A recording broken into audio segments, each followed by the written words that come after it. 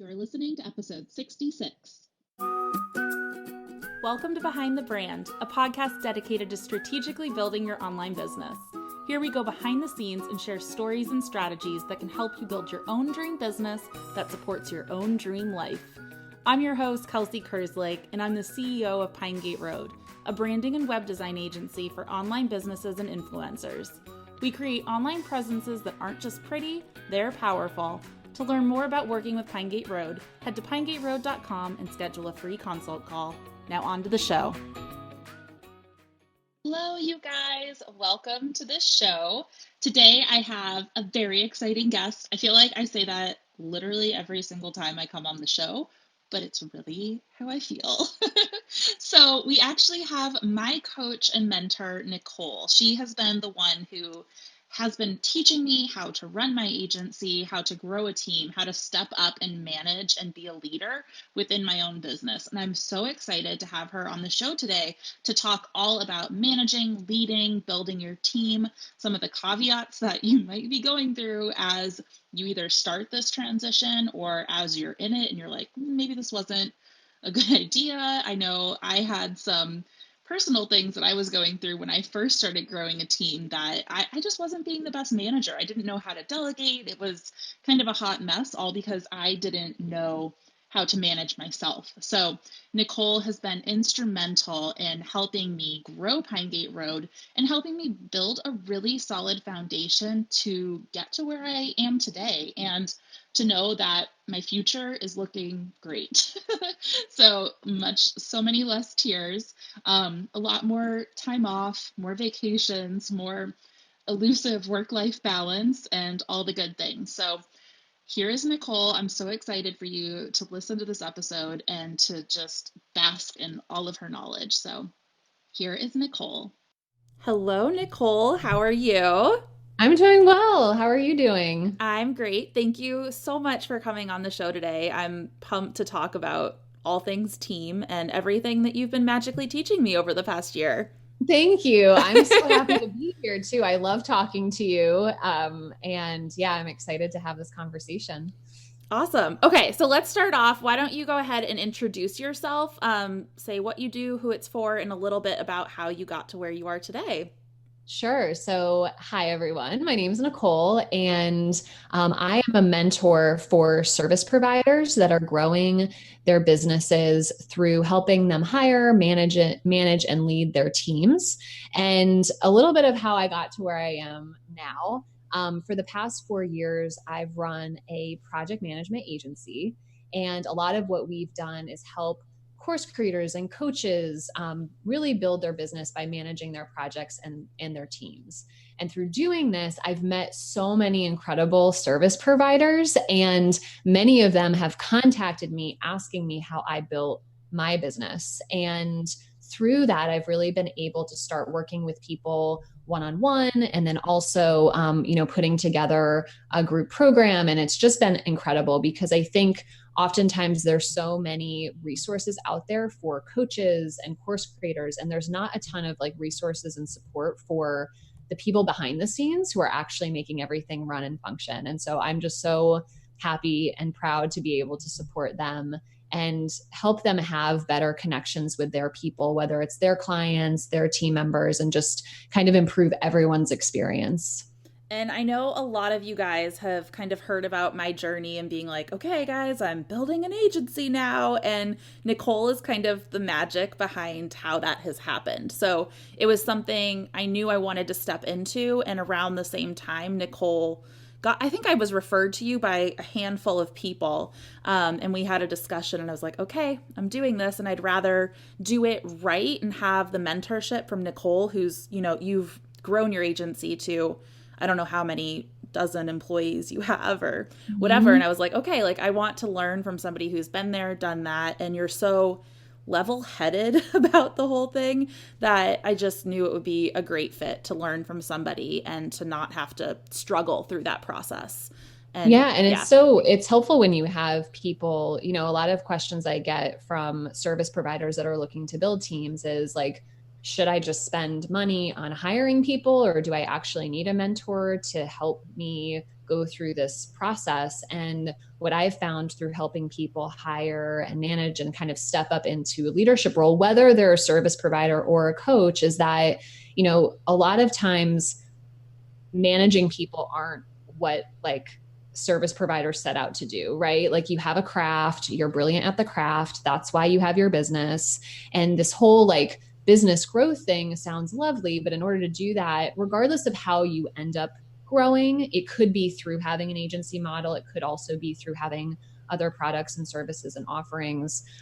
You're going to need support. And a lot of times people aren't really prepped for, oh, wait, I have to bring on people and then I have to figure out how to manage them or figure out how to allow them to manage themselves and how I even step into this leadership role. Right. Because why they started their business was because they were brilliant at something else, which is usually their craft. And so I love working with creatives. I actually, my bachelor's is in cinema and photography. And when I was in college, all I wanted to do was, I didn't really want to be a director. Everyone in film school wanted to be a director. I wanted to be the production manager, the person behind the scenes, making sure the actors showed up and that like this director's vision really came to life. And I see that coming around a lot in the people that I work with now, the creatives I work with now, helping them, get their organization in a good and structured in the right way and getting the right people around them to actually make sure that they can implement and execute their ideas. Yeah. Can we talk a little bit? This wasn't even part of my questions, but like the visionary versus like the implementer, because I know being a creative, I came from this like, okay, I have this like grand vision for these projects and how things are going to be run. But when it came to the actual day-to-day details of like getting clients onboarded and managing the projects and the emailing and just all of the pieces and parts that come to like a large creative project, that's where I started to fall short. And as you know, in order to scale, I was like, I reached my limit. Like I could not work any more than I physically was. And I needed that person to help me execute on the vision. And you've really helped me learn how to do that and manage the people. And I feel like I'm in CEO school or something. Yeah. I like that. I like CEO school. Yeah. So I always encourage people to take a look at what their strengths are, what they really love, what really lights them up, what they can do for hours, and what the opposite is, like what holds them back, what frustrates them, what feels like super heavy.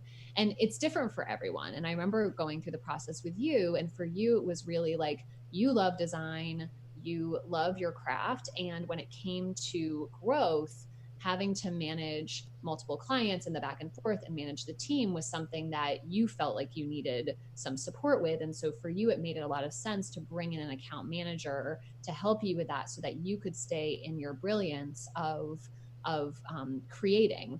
And as people grow their businesses, it's important to really identify who that first or second or third person is for them. And so I always encourage people to look at what is holding them back.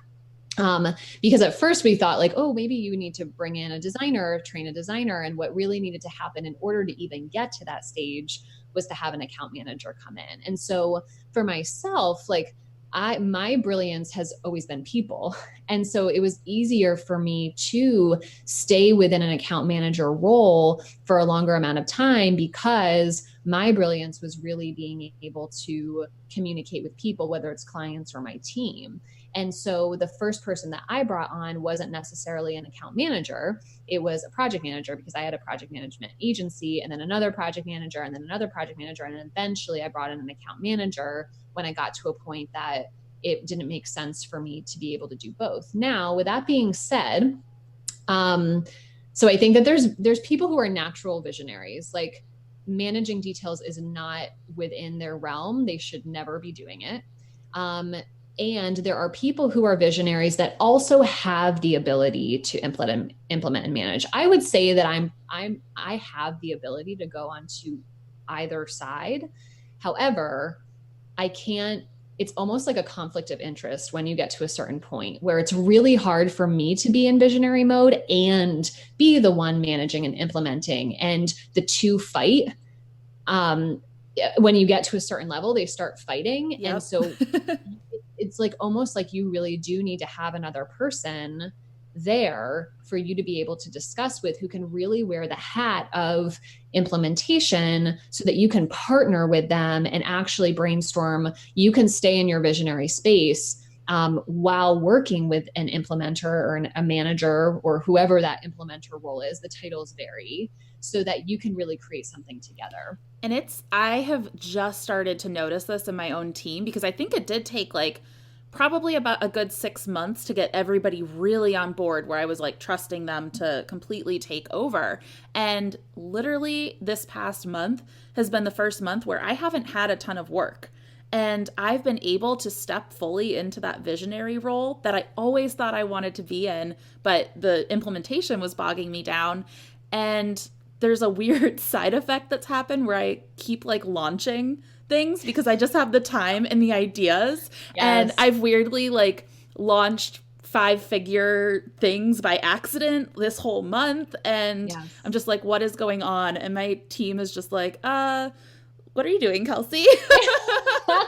Like, in a good way. I'm like, hey, how much more can you handle? Because like, I'm going to be doing this thing. And I've launched 2 completely not random, but just things that I've been visioning that I now have the time to do. And I was just able to have that time and space to launch it. And the team is there to support me through that. And it's been really cool to see what that can do on top of the business that I'm already running as like the design agency. Exactly. And I love how you also made that come to life. So you are a very good leader. So even though you've been able to step out of the management piece, you still have a leadership role where you are directing and providing the vision, because managers without leaders can't work.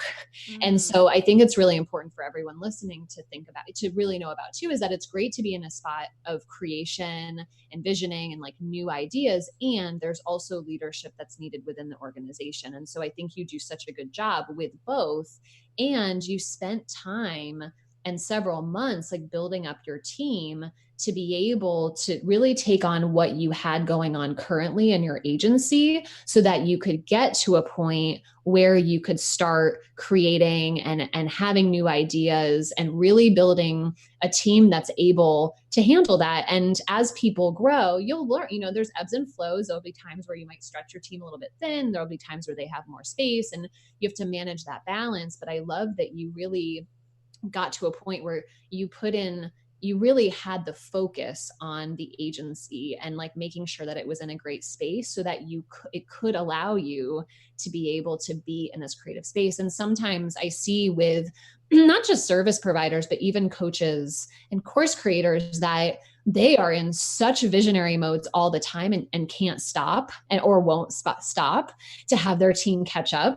And so I love that you created that space for them. And for everyone listening, a great example of how you can get to this point of being able to launch and having 5-figure launches once you put in the focus and energy into really building a solid team and structure.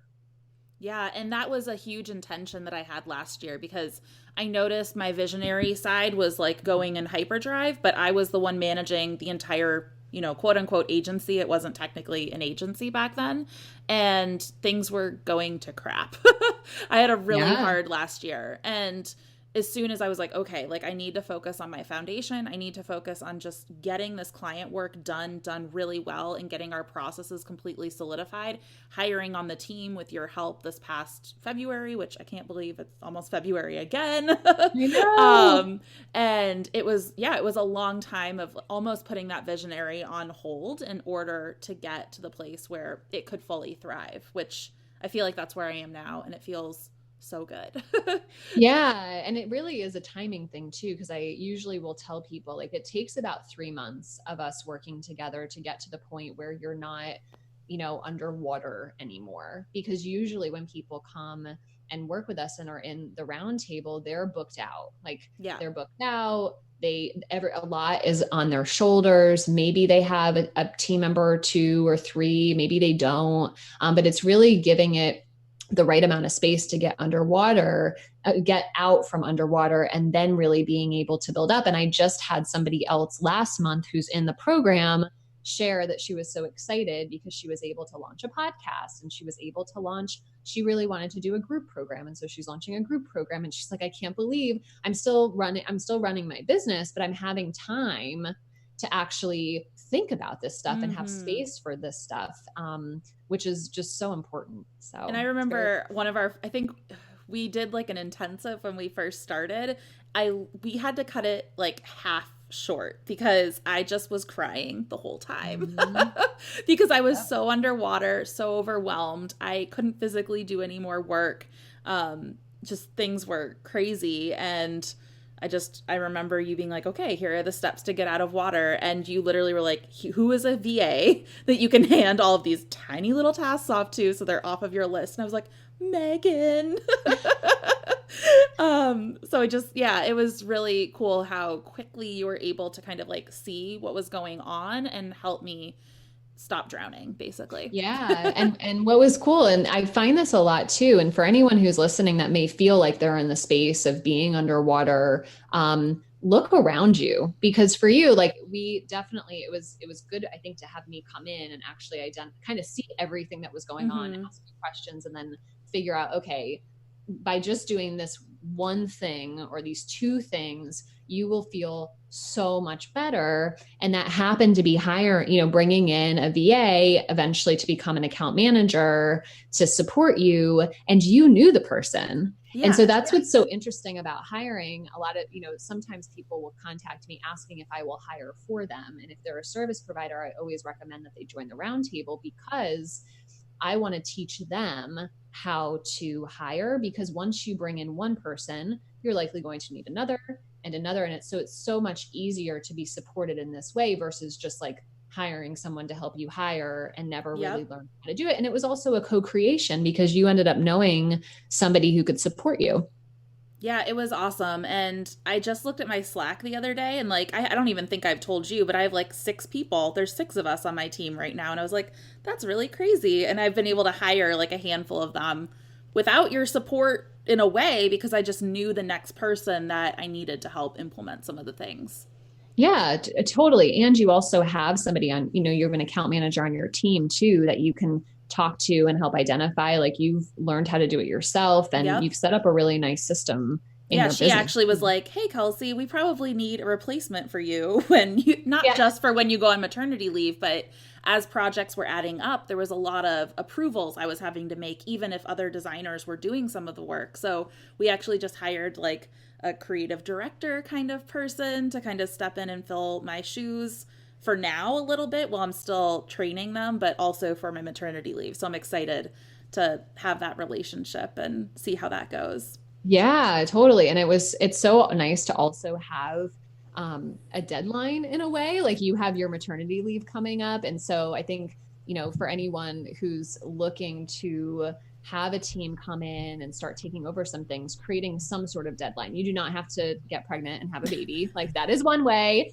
It's not the only way. But really being able to set that deadline for yourself of like, okay, if I am not here for 2 to 3 months, what do I need to change now? Or what are some things I'm going to need to change? And by thinking of it in that way, you'll start making different decisions in the moment. And something that we've done recently is you did a kind of a test run of being away for an amount of time, and then you'll probably do another test run. And so there's a nice way to ease into that. But when you have that frame of mind in your head, or you have that idea in your head that you won't be available, you start to set up your business in that way. And you also start getting other people to think about it too. Like your account manager being like, okay, Kelsey, it's time for us to like hire somebody else or somebody else on your team. They're really being able to, they're contributing to help you reach your goal, the company, and to help the company reach their goals. So it's been exciting. Cool seeing it, especially because I've hired friends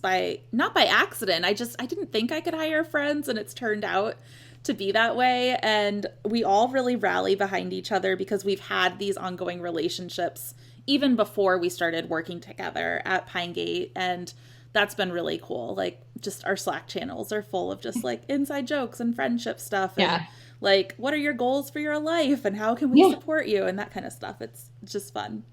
That was the vision that you had too. I remember you saying like, I just want to work with my friends. And, and in the beginning, it was kind of like, okay, I wonder what this is going to look like. And it's really what you created, which is awesome. I didn't think it was possible. I didn't like it at all. I thought that was not something you could do and keep relationships. But I think with your training, we've also been able to have very clear, not even like boundaries, but we have contracts. And it was like very upfront, being like, if there are things that are out of alignment that you want to bring up, like we have a lot of hard conversations, a lot. And we're very open about bringing those up. So there's not a lot of that like weirdness and weird feelings. We're always asking about each other's feelings and how certain situations are working for their lives, for their business, for everything. Because at this point, I don't have full-time employees. They're all actually their own business owners, just like I am, and they're coming on my team to support as contractors. So maybe that'll one day change, but we're all growing our own businesses. So we need to make sure that's in alignment with their visions for their lives and businesses as well. And it's so important to keep a pulse on that too. And whether you have contractors or you have employees, to really do those check-ins. And that's something that we teach, and you have more space and time to do once you set up your business in a certain way, to be able to check in and really be able to be open with people, because it is so much better to be able to have the information and know what people are thinking and feeling versus kind of the old school way of, you're lucky to have a job, don't speak up, don't talk about things if they're awkward, because it just ends up creating more conflict and just dis-ease. Yeah, it feels weird. Like I'm such an open book that like I'm just like, please, let's share all of our feelings, all of our thoughts all the time. Yeah. Which isn't always what you want to hear, but it's part of the culture I'm hoping to grow. So it's there. And I think I've always had this vision where I'm just like, I want people to live their ultimate dream lives, and usually through entrepreneurship. And that's why we work with the clients we do, but I feel like it's also why I'm growing the team that I am. And it's cool to see how both of those are.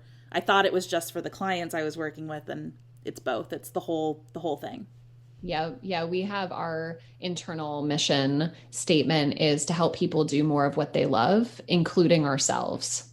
And so we're here to help other people do more of what they love, including like ourselves and the team, because when people are doing more of what they love, it makes it better for everyone. And so it sounds like that really is something that you value as well, yes. Which I think is so wonderful. I need to go revisit my own mission statement. Okay, so I haven't even asked any of my questions. We've just been like diving into this. We've just been doing like some improv here. So question number 1, I'd love for you to share a little bit about where somebody might be when they need to think about hiring and when the right time is to hire for them. Sure. So the first exercise that I would do is to take a look at similar to what we were talking about before, like out of everything that you're doing on a day-to-day basis, what do you just feel like super in your groove with? And what are the things that make you feel frustrated or something where you know that it might take 30 minutes for somebody else to do, but for some reason it always takes you 3 hours, something that distracts you from doing what you love to do. And that's where I would really start considering hiring first. So this can look different for different people. For Kelsey, it looked like her bringing in more of like admin, account manager. For other people, it could, who do branding and web design, it could look like bringing in a designer or a developer, or, another role inside of the team. I know for courses, or coaches and course creators, there was one client I had, she was a 7-figure entrepreneur. And the first hire she did was not a VA. She hired a copywriter because she could set up all of her own funnels and the tech stuff was easy for her. When it came to copy, she had such a hard time doing that. Mm-hmm. So that was her first hire, which I think is such a great example of something that, might be a little outside of the box. So I would take a look and just do an audit yourself. And then I would see, okay, out of the things that I would take a look at your income, what's coming in, and do you have the ability financially to bring somebody in to decrease your workload a bit. If you're at the point where you're trying to invest in a team member that you know will bring you a return, and you know, okay, in order to really see the results and return on this, I know I need to have this person in for 3 months. And so I need to put in, a little bit more of an investment upfront in order to see the turnaround. I would just, again, take a look at the numbers and see if that makes sense and really see what the return is. So for example, in the project management business or agency, there's a time where I know I need to bring in another project manager, and it's because I'm sensing that sales are up and that we may be getting in new clients. So I know that for the first 2 to 3 months, I like to do training with them. I like to have them shadow and really bring them up to speed so that they can then take over their own clients starting 3 or 4 months in. Now, that's about a 3-month investment of having a team member in place, but I know that there's a return and I can see that return. So kind of determine where you are right now, and out of what you need to be delegating, is it something that's easy? Maybe it's an admin task that you could bring somebody on for a few hours a month. If it's something that's a larger investment, take a look at what that payoff, what the return will be a few months down the road, to make sure that it makes sense, and where your numbers need to be at in order to continue working with that person. This was a huge leap for me. I did not, when I hired Megan, it was not necessarily because she was having billable hours.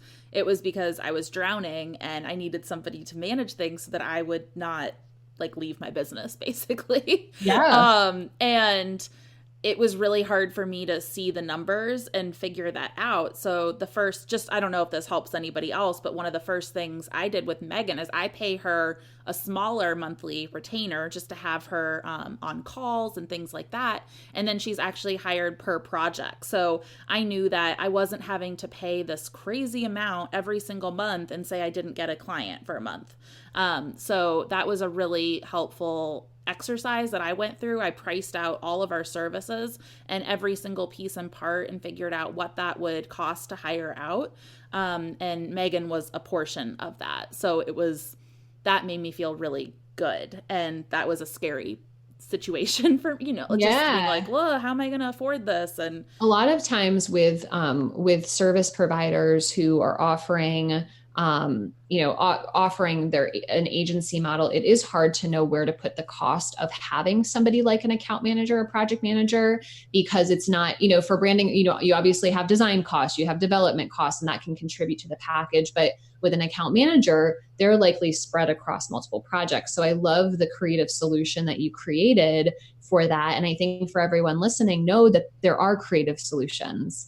And so the best thing to do, I think, is to talk to different people and to see what are different options for working with them? How have they worked with people in the past? Express some of the things that you're looking at or any concerns or hesitations that you have, to see how you can get creative to make it work for both you and the other person.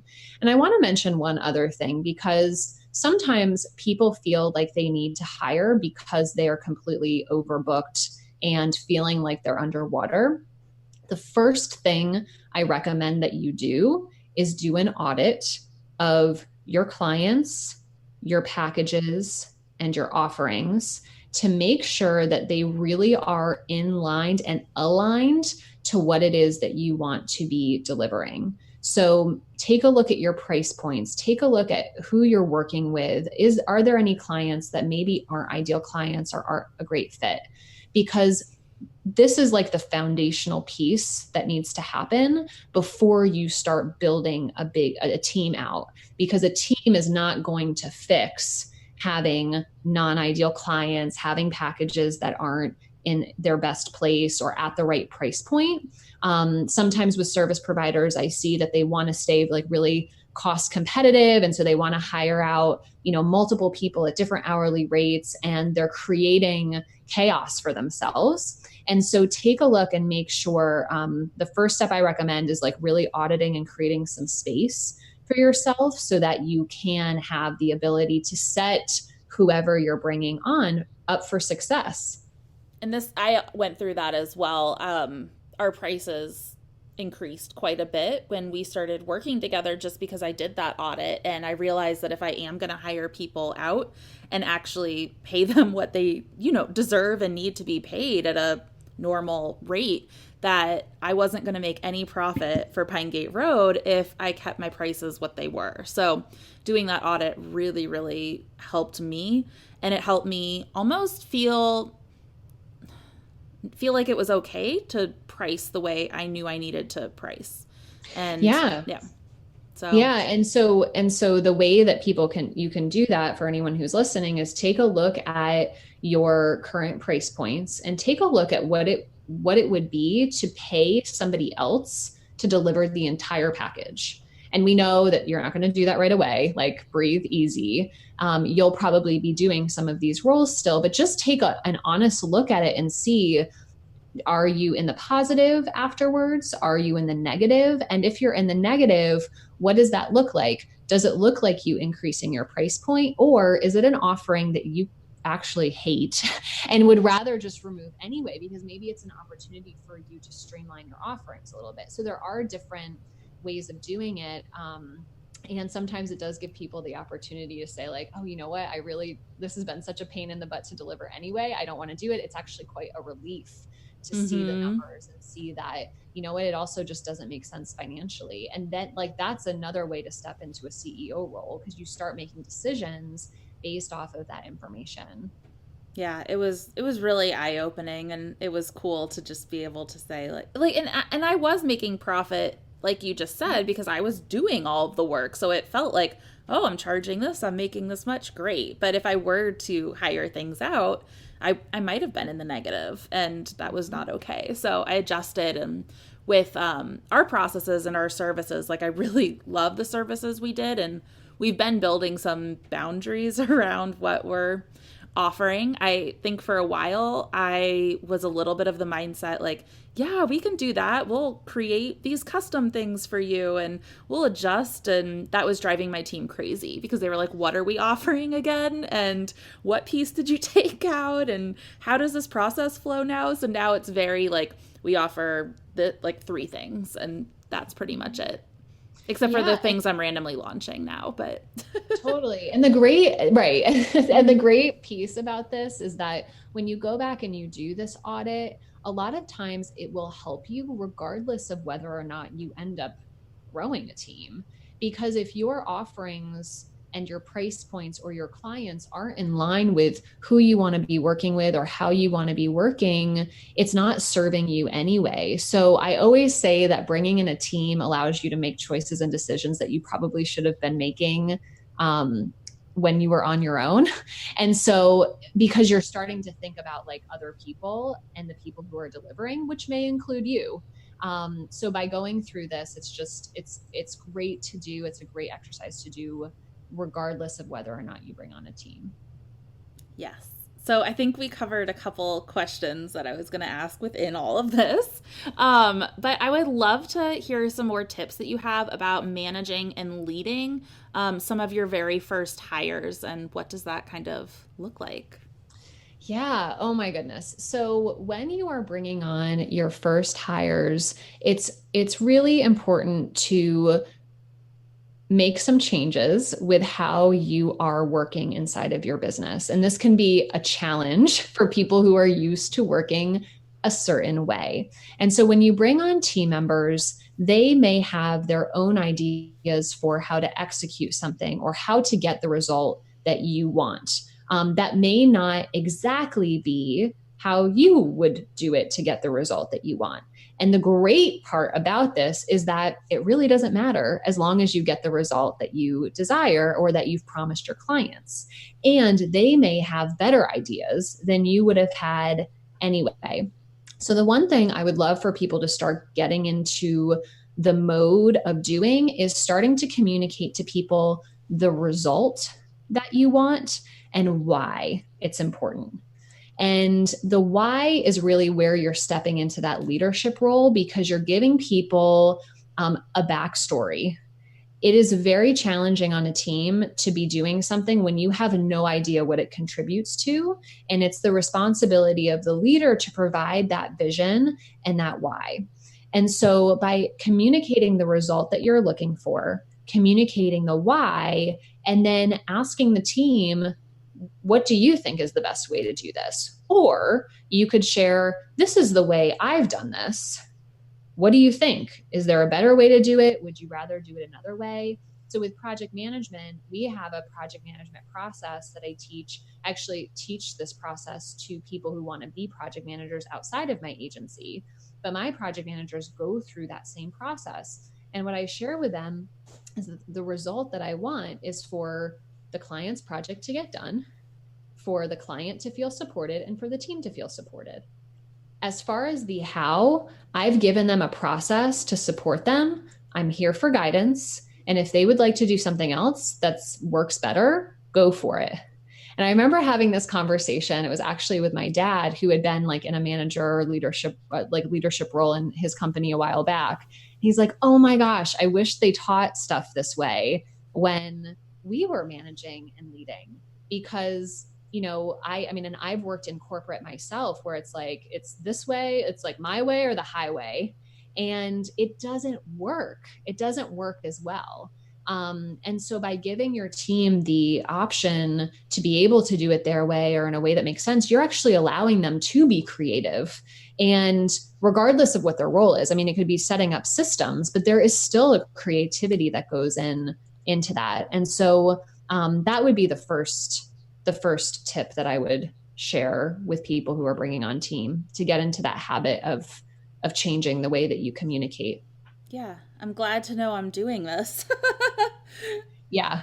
No, you're definitely doing it. And when you get into and it doesn't necessarily, like, there may still be challenges that come up. Like there's going to be challenges that come up whether you're doing it and putting together the how or whether somebody else is. So by you allowing, like, kind of really getting yourself out of the way to have your team start to execute, like when challenges do come up, you're going to be so much more clear on how to support them and getting those roadblocks out of the way and figuring out how to make their job easier, which is really the job of the leader of the company. I just love giving people the ability to go make the decisions, because it helps me, it helps them. Like, they get to go do things their way and we're all working towards the same result. So that's something I've always done. Even when I was hiring out developers, that was always a pain point for me, because I'd be like, I don't understand development, so I don't love to speak in the code, but here's the result I'm looking for. And they would always be speaking to me in code, and I'm like, I don't care about the how. Like, yeah. here's the why and what we're looking for. Can you please make that happen? Right. And sometimes when people get a little too far into the how of explaining, it's because they don't necessarily know how to communicate back, or maybe their strength isn't communication, or maybe it's not possible to do, or it's super challenging and they want to show you why. But they haven't learned that communication skill of really being able to, like, explain why or another alternative without walking you through each individual step. And so if you see that happening, it's helpful if you have a good relationship with the person to say, like, you know what, I have no idea what you're talking about. I so appreciate you. This is just, like, not my area of expertise at all. Are you suggesting we do something different, or just kind of like, let me know what your overall thoughts were? And some people will get that and some people won't. And, but usually the ones that you want to hold on to are the ones that do understand. No, and my team does. I even, like, hi Ryan, he's editing this podcast. He'll like come in and be like, he's working on the podcast, but he'll come in and say, like, suggestions about how to make things better. And I love that. And I love that the team is empowered to make some of those decisions. And, they know the end result, like delivering a wonderful podcast on time, weekly, and with high quality. And so he's just, like, doing whatever he can to make that happen. So thank you, Ryan. Thank you, Ryan. We appreciate you. And, one thing that I told my team as I was hiring them in, I said, you need to know how to say no. Like, you need to have the ability to say no to me, to clients, whoever it is, because I would rather you have the ability to say no and say, and not obviously nicely, and be able to set a boundary than to say yes to everything and completely get burnt out. And so I think it's also a cultural thing too, where you listen to feedback as a leader, you listen to feedback of the team and you actually listen to them. I've worked with a lot of business owners from both the project management side that are launching, really high-end programs, to service providers that are working with the team to support their clients. And oftentimes the business owner doesn't necessarily listen to their team when they say no, or when they say this is too much, we need to do this a different way. And when you start to bring in the right people, I would really start thinking about your team as partners, where you can start to have, now there's a certain level of trust that's involved with that, but where you can really start having constructive conversations with your team and listening to them and brainstorming on solutions. So maybe it doesn't look exactly what you thought it would, you thought it would be at the beginning, but it ends up being a way better experience and product. And now it's come from a group of people that not only have made it a vision, but are also actually implementing it to make sure it becomes a reality. Yeah. So we have a weekly team meeting every Friday. And this is actually how our Pinterest beta came to life, because we were like, okay, we kind of need to sell this, but we needed more testimonials and results and all of that stuff happening. And so the team actually came up with that. That wasn't me. And it was just incredible saying okay, here's we need some of these. We would love to sell a lot of these Pinterest things in the future. How that's a quote unquote problem. How do we make that happen? It was all there brainstorming. And I was like, okay, Katie, how many people can you take on? And Megan, are you able to onboard everybody this next week? And we kind of problem solved around that, but it didn't come from me. It came from the team being able to have those creative ideas and problem solve around it and make it happen. And it was magic. Yeah, it's brilliant.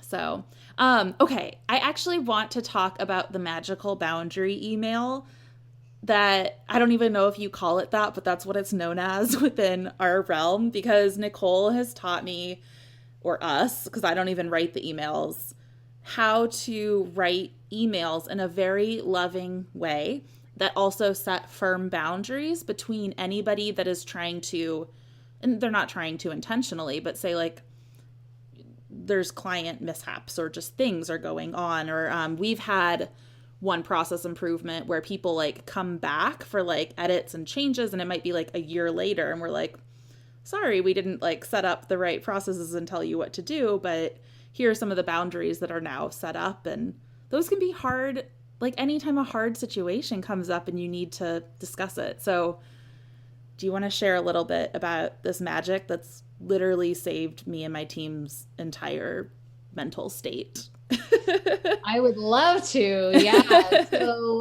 So what Kelsey's talking about is really learning how to be able to negotiate with your clients. So, and it could be clients, it could be team members, it could be family. I mean, it really could be anyone. And so these are people that you are working with, that you are engaging with, that may, like Kelsey's saying, contact you after your term is over to re-engage your services, that are contacting you over the weekends when you've clearly stated that you don't work, that are text messaging you when you've told them that you don't communicate through text message, you only communicate through Slack.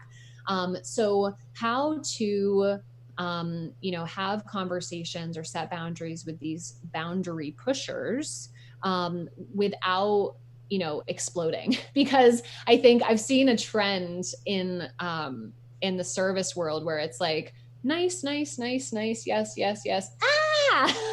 And that's, yeah.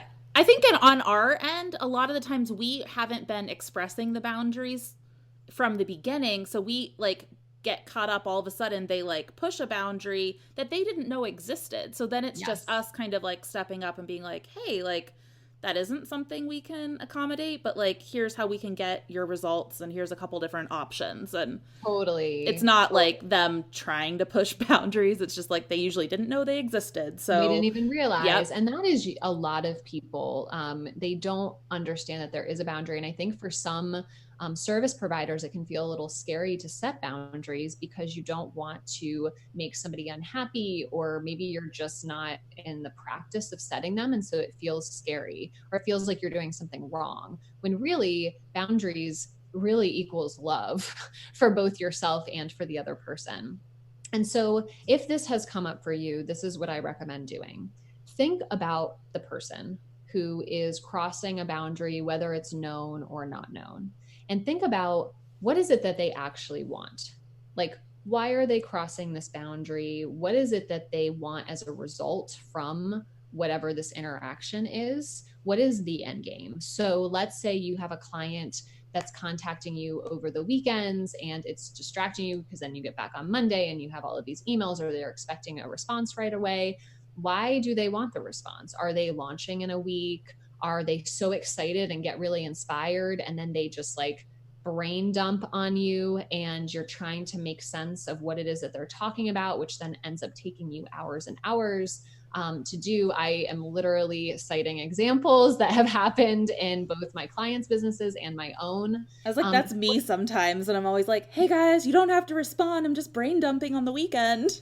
Yeah, totally. So, and for some people that could be totally fine. For other people, that may be like, oh my gosh, is something wrong? I'm not sure. I was just chatting about this. I had a guest talk in a group that I'm a part of, and we came up with because I do the same thing over the weekends where I will like get inspired and start creating. I put it in a Google document. And then during the next meeting or on Monday, I share the Google document, because it allows me to get it out, but it also allows the team to not have like 10 Slack messages when they open up on Monday and be like, holy crap, is something not working too? But that's it totally depends on you, and it depends on your team too. So if you have somebody like this, what is the result? Like, what is it that they actually want? And then what is their personality like? Who are they as a person? How do they respond or not respond? And if you know this person well, if they've been a client for a while, you may know like what they respond to and what they don't respond to. And so we have a client that really loves, uses words that she wants to create space and spaciousness on her team. So I know that if we say that something will allow her to have spaciousness, that she resonates with the word and is more likely to agree to do it, whatever it is, or at least to be open to brainstorming, because that's something that's important to her. So also, what is this person's values? What's important to them? What triggers the heck out of them? And really like getting to know this other person, like what are some things they need to be going through, and then delivering a message based on the result. So before you type up the message, what are other options for this person to get the result that they want? That's the first step. The second step is, how do I say this in a way for them to get the result that they want or that I want? So the result should be what both you and the person want. And how do I say it in a way that resonates with who they are as a person and what they actually respond to and what they don't respond to? So that's how you can start to craft the email. So for example, if you have, since we're already here, like if you have a client who messages you over the weekend, and like I used to have a client that would email me over the weekend, and once in a while on the weekend, I would check my email just to make sure things were okay. And I would see 3 different messages from her, and I would think there was a problem. And so the result is that she just wanted, as she was working, that was when she set aside time to work. And so she wanted to kind of get it off of her chest. So I knew that the result is that she wanted to get things off her plate. She wanted her to get her ideas over to me. Now, what are some other ways to do that that isn't going to be as triggering for me?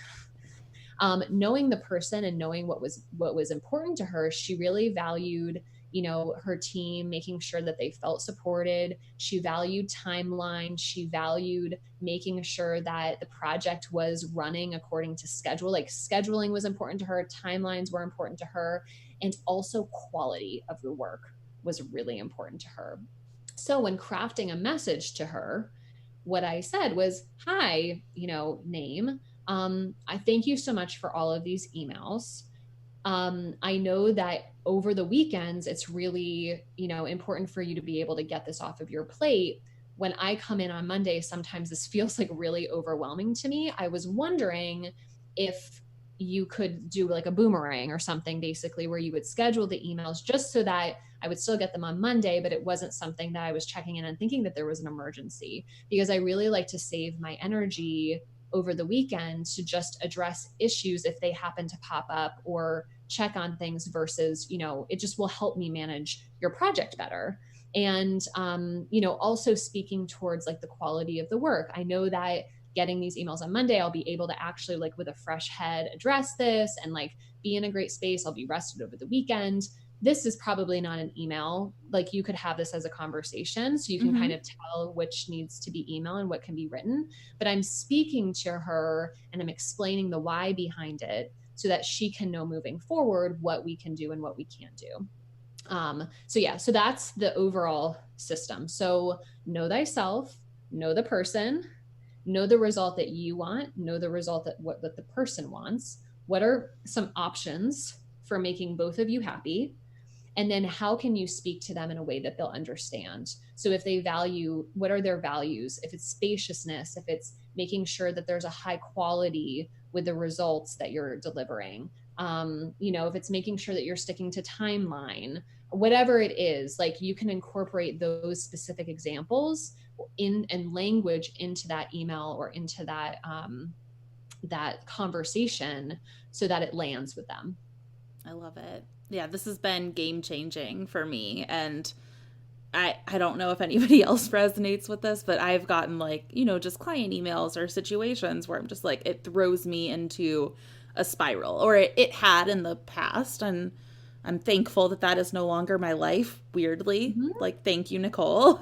Yeah. And these boundary emails have been a huge thing for getting past that. And another thing is actually having Megan on my team to deliver them. So I'm involved, but the client doesn't know that. And Megan is the one delivering it. And it kind of removes me emotionally from some of these situations. So that's also been a huge help as well. So, all right, we are running out of our time here, sadly. Oh, no. I know. So some of our last questions, can you share about something that you're really loving right now and you want to spread the word about? Yeah, definitely. So we've mentioned it a few times during this call, and I am kind of putting my full focus and attention into a program that I have called the CEO Roundtable. And it is a 12-month mastermind group.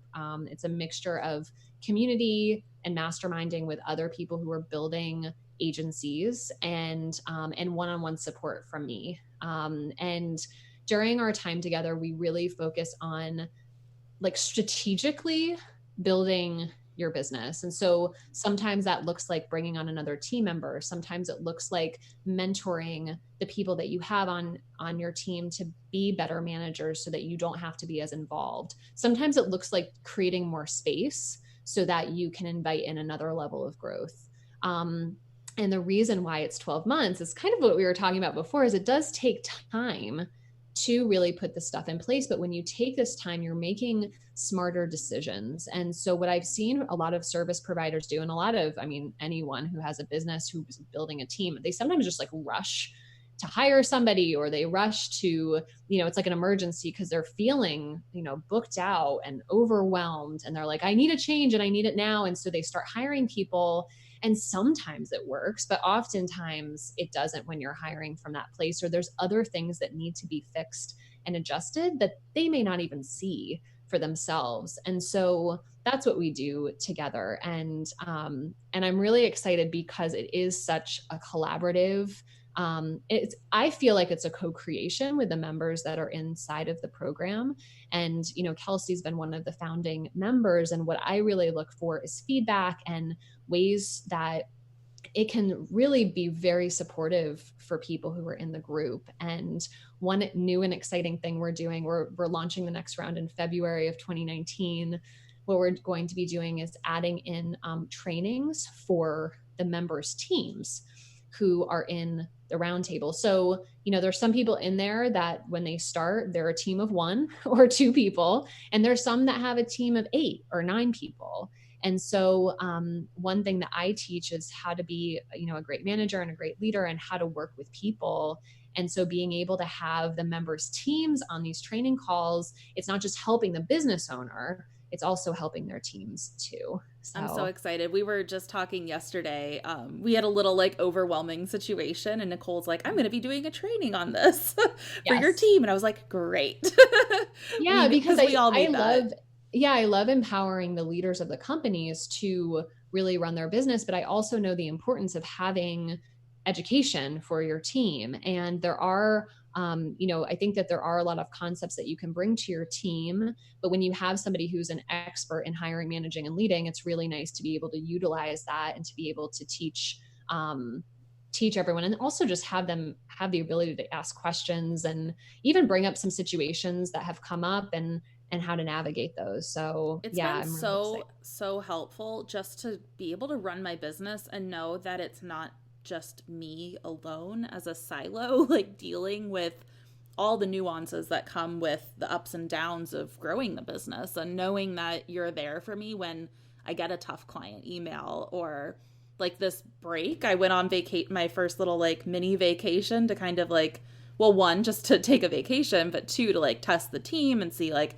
how are they doing if I don't exist? And some things bubbled up. So like I had a little call with Nicole afterwards, and I was like, hey, like this is what happened. Like, how do we work through this? And just having you there to have my back. And like, it's not just me coming up with those solutions, and you've been through them a million times before in one way or another. And getting that solid advice to move forward has just been invaluable like this entire year. So I'm just like, I never want to not be with Nicole.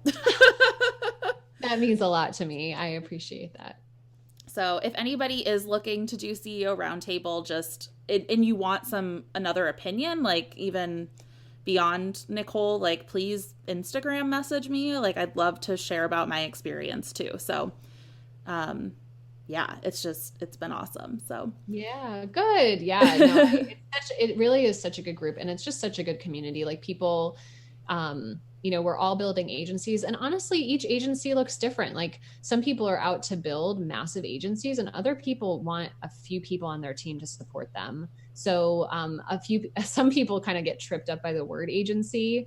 I remember I actually did when I first started my agency. I was like, I don't want to call my agency an agency. So I called it like a boutique agency, and that made me feel better because I didn't want to, like, I wasn't out to build something that was massive. I called myself a boutique design studio for a while. So there you go. See, the boutique thing is like a really good way to, like, have that feeling of like you're going to be taken care of, and and so it's really allowing you as a business owner to do more of what you love. And for some people, that's going to be completely stepping out of their agency.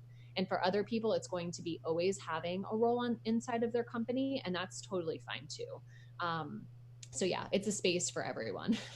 And if you don't know where you're going and you're riding the waves, kind of like me, or I feel like I know where I'm going like this year, but long term, I'm like, I don't know, like we'll see. I just know I need support getting there. Then it's also awesome for that. So, okay, where is one place people can find more about you, connect with you, all the things? Yeah, so I have a free resource that you can check out if you're looking to build an agency, or if you're a done-for-you service provider you're looking to bring on a few team members. And so you can get that at theprojectdesigner.com/agency-first-step. And so it's theprojectdesigner.com/agency-first-step. And I'm going to be going over the first step and to building an agency that actually works. We're going to cover like how to make space, what are some things that you can audit. A lot of the things that we've talked about today on the podcast, you can actually get a downloadable PDF that you can use yourself. Yep. I love it. Well, thank you so much. Do you have any, I scrolled, I saw the last question. Any parting words of advice before we end this wonderful conversation? Yeah, I would really recommend that everyone listening make sure to check in with yourself on a weekly basis, a monthly basis, to see what's going really well, what's not going so well, and what are a few things that you can do immediately to start changing that. Because as you're building your business and really evolving as a person, there's going to be some things that shift and change. And when you have a practice of checking in with yourself and really just taking the time to do it, you'll identify, okay, like what's working, what is it that I really love, and what are some things that I can shift immediately. I think sometimes when we get stuck in a bad situation, it's really easy to feel like we're just going to be there forever. But oftentimes there's a few little things that you can do that you may even know of yourself that you could start implementing right away. And so this allows you to actually do what it is that you love. It is a practice. Yep, and I've had to get into that practice a lot, and always like, will this matter in 5 years? And okay, let's take a break and meditate and create some space around this situation that's happening, and it's been very helpful. Yes. Exactly. All right, thank you so much, Nicole. It was a joy to have you on the show sharing all of this. I mean, I hope people aren't overwhelmed because I'm just like, this is so much good information in like 1 hour. I know. I love providing all of the info. So again, like first things first, evaluate what's going really well for you, start creating some space for yourself, download the PDF and do an audit, and just go from there.